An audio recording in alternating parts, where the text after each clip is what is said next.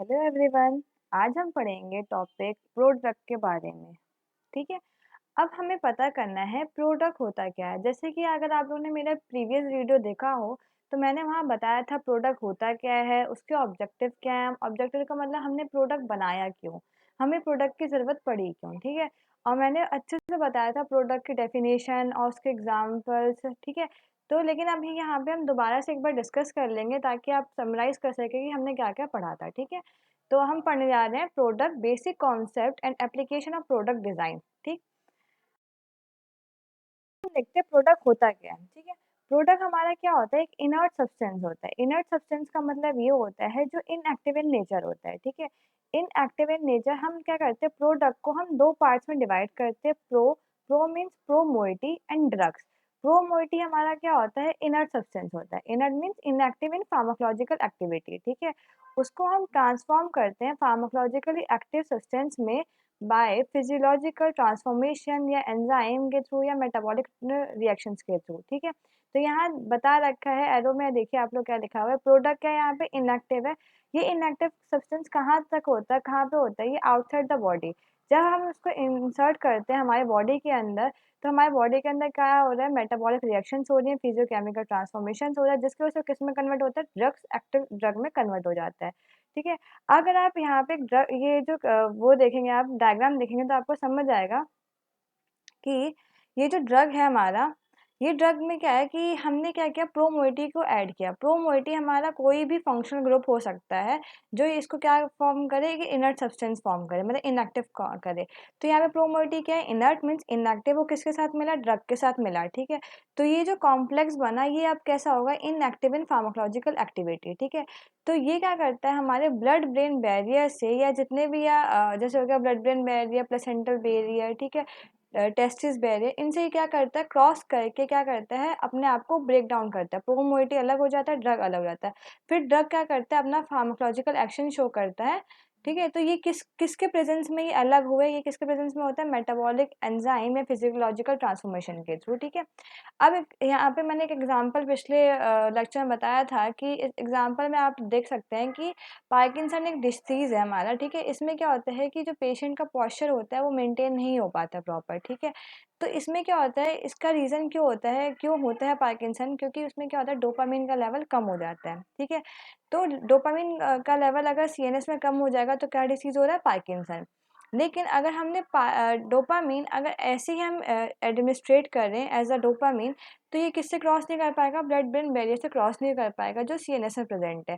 जब वो dopamine cross ही नहीं कर पाएगा तो क्या अपना डोपामिन का लेवल सीएनएस में बढ़ा पाएगा, नहीं बढ़ा पाएगा, जिसकी वजह से क्या है, उसका इफेक्ट नहीं आ पाएगा।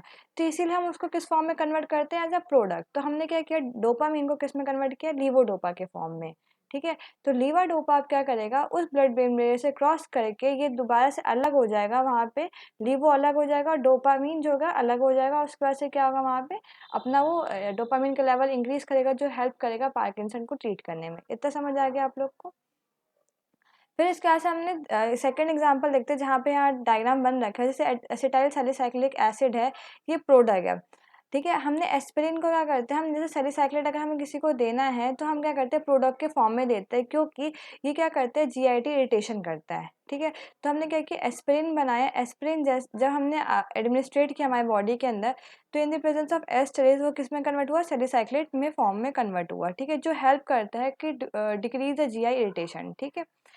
अब इसके बाद से हम आगे देख, अब इसके ऑब्जेक्टिव क्या है। ऑब्जेक्टिव मैं बता देती हूँ। देखो, अगर हमें किसी भी ड्रग की मतलब हमें उसकी एब्जॉर्प्शन बढ़ानी है या परमिएशन बढ़ानी है, तो हमें पता है कि हमें क्या करना पड़ेगा, ड्रग की लिपोफिलिसिटी कैरेक्टर को बढ़ाना पड़ेगा।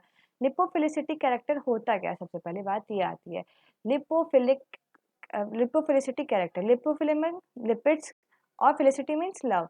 मतलब हम क्या बढ़ा रहे हैं, ड्रग के अंदर लिपिड्स की क्वांटिटी बढ़ा रहे हैं।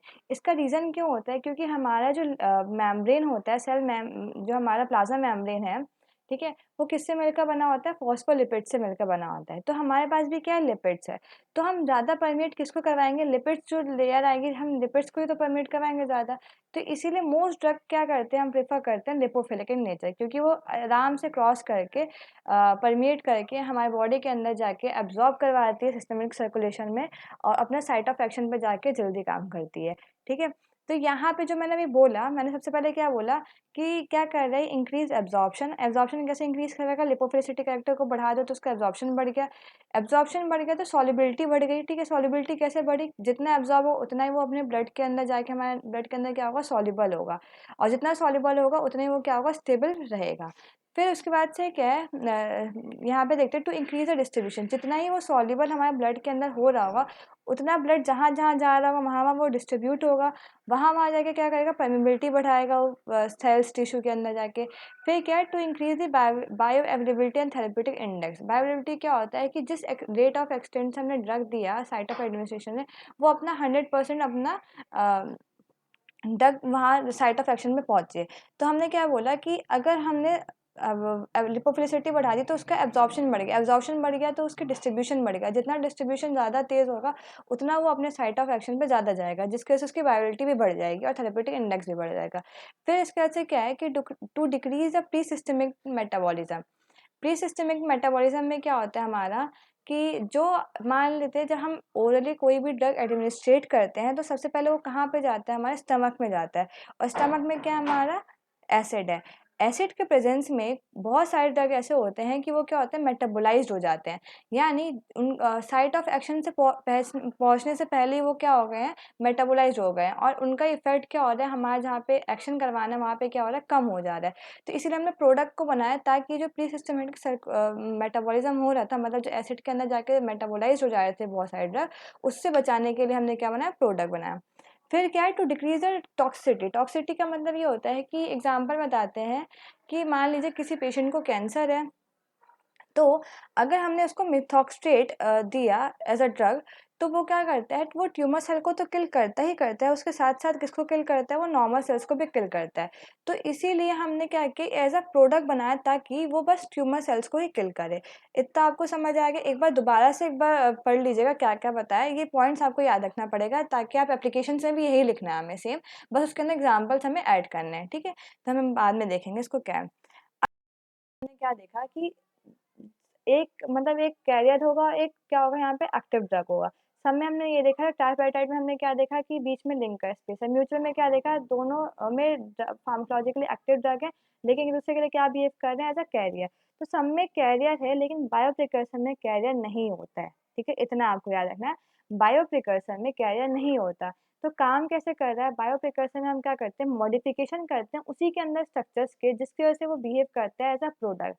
इतना समझ आया क्या बोलने का मतलब है। बायो प्रिकर्सर में कोई भी कैरियर नहीं होता, उसको हम क्या करते हैं, उसके स्ट्रक्चर्स का मॉडिफिकेशन करते हैं, जो बिहेव करता है आउटसाइड द बॉडी प्रोडक्ट, जब हम उसको इनर्ट करते हैं in the presence of metabolic enzyme या फिजियोलॉजिकल ट्रांसफॉर्मेशन, वो किस में कन्वर्ट होता है, एक्टिव ड्रग में कन्वर्ट हो जाता है। ठीक, कि जो बायो प्रिकर्सर है वो क्या है, प्रोडक्ट है, लेकिन it does not imply the linkage to a carrier group. इसके पास क्या नहीं होता, कैरियर ग्रुप नहीं होता, but result in a molecular modification of the inactive forms. मतलब क्या बोला गया, उसके अंदर क्या होता है, उसका मॉलिकुलर मॉडिफिकेशन होता है इनएक्टिव फॉर्म का, जो लास्ट में किस में कन्वर्ट होता है, एक्टिव फॉर्म में कन्वर्ट होता है। It is a compound that after the administration is metabolised into the pharmacological active drug, जो मैंने बता दिया।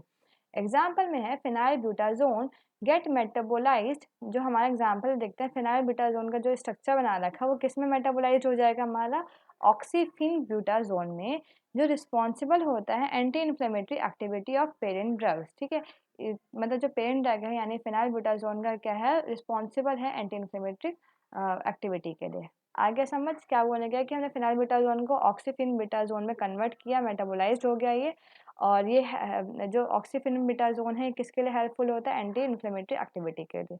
ठीक, test masking test and thank you. अगर आपको प्लीज़ स्लाइड्स पसंद आई हो तो प्लीज़ लाइक एंड शेयर कर दीजिएगा, और प्लीज़ कमेंट कर दीजिएगा अगर कोई भी डाउट होगा तो मैं आपको दोबारा से बता दूंगी। ठीक है, वीडियो बना के। Thank you everyone.